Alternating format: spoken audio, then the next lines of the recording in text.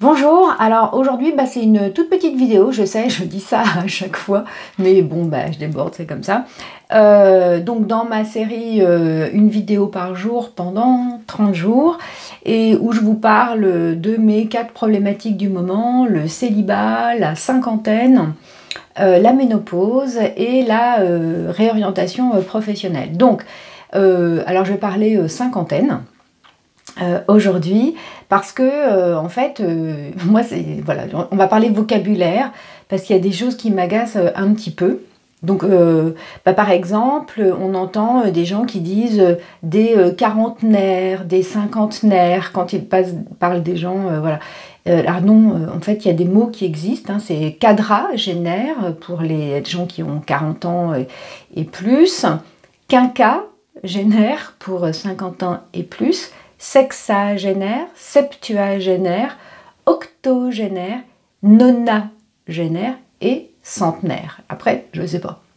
Il y a des mots qui existent, qui sont déjà très bien formés, qui sont beaux. Je ne vois pas pourquoi on en inventerait de nouveaux.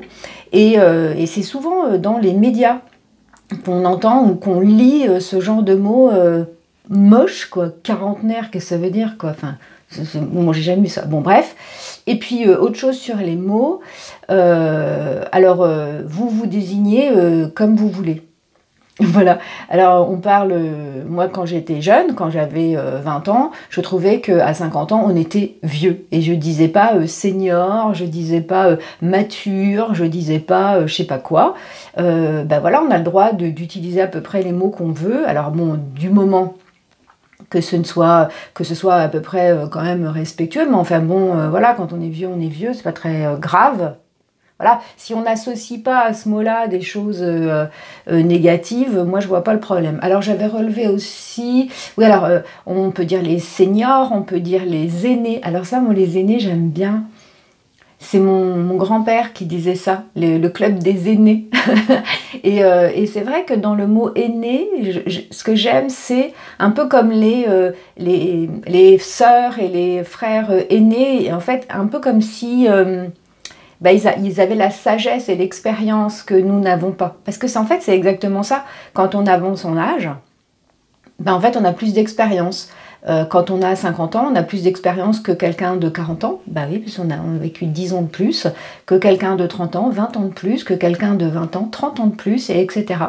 Et donc imaginez quand vous avez 70 ans, quand vous êtes septuagénaire, j'aime bien ce mot, moi, voilà, 70 ans, ça veut dire que par rapport à quelqu'un de 30 ans, vous avez vécu 40 années de plus que lui. Vous vous rendez compte, 40 années? Ce qu'on peut apprendre en 40 ans? Vous voyez, quelqu'un qui a 30 ans, pendant 30 ans, il a appris beaucoup de choses.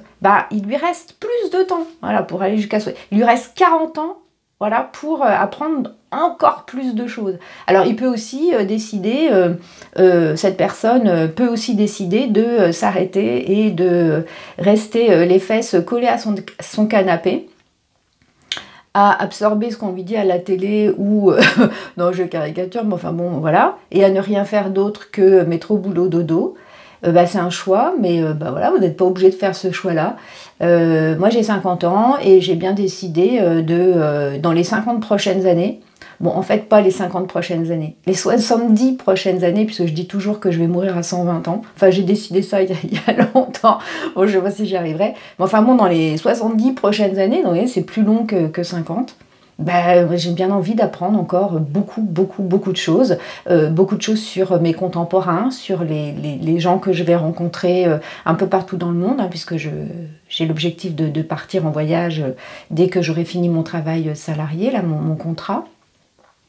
Donc partir en voyage, donc apprendre de mes contemporains, mais aussi apprendre de nouvelles compétences. Alors pour les transmettre ou pas, mais juste pour profiter, quoi. C'est apprendre, pour moi, ça fait partie des plaisirs de la vie. Et je trouve que,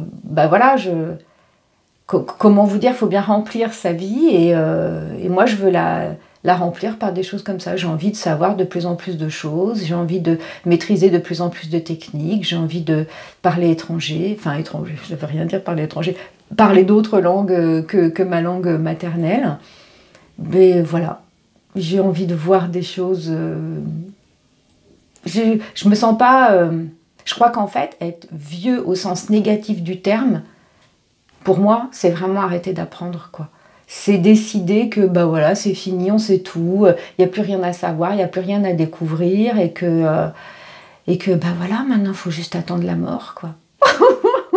C'est horrible. Bon, bref, et je pense que quand on est comme ça, on est vraiment vieux. Et ça, c'est pas une question d'âge, quoi. Je connais des gens, malheureusement, j'ai connu des gens qui, à 20 ou 30 ans, avaient l'impression qu'ils avaient tout compris de la vie, quoi. Et j'en rencontre encore. Bon, allez, je vous dis à demain. Salut!